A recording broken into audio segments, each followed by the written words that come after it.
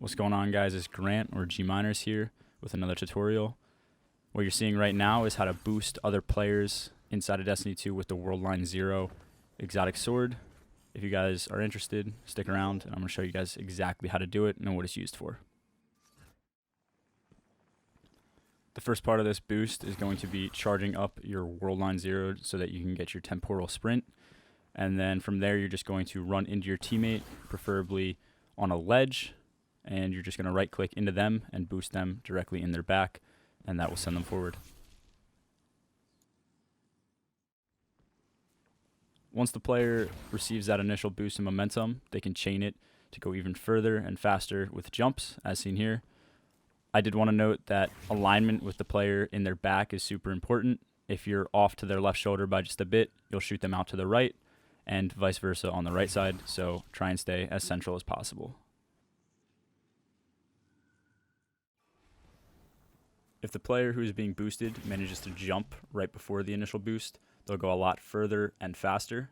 Timing here is obviously very important, as if you jump too late, you'll consume your first jump, and if you jump too early, you'll jump right over the player with the sword's head.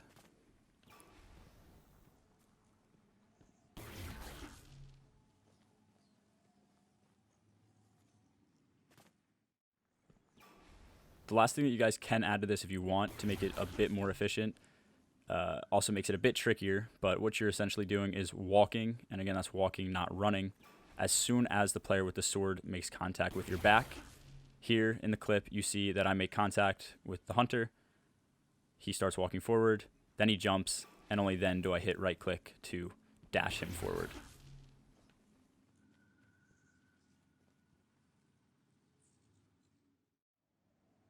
For context, this is right after the Cali fight on the bridge in the Last Wish raid.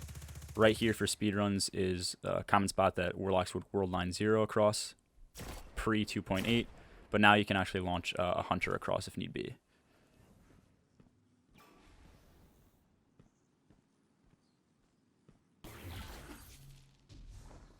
As you guys can see once again in this clip, I gave my buddy Remzymes a huge boost in momentum, allowing him to clear this gap, without which hunters would not be able to do.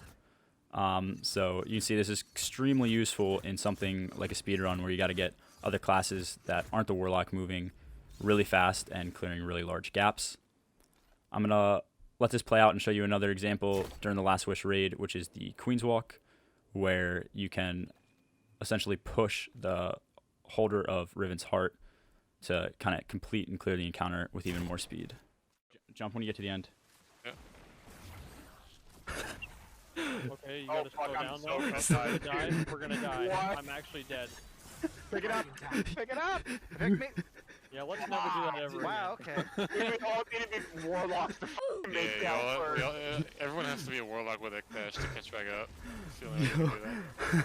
That was sick, Joe. I feel so accomplished. I'm so happy that worked.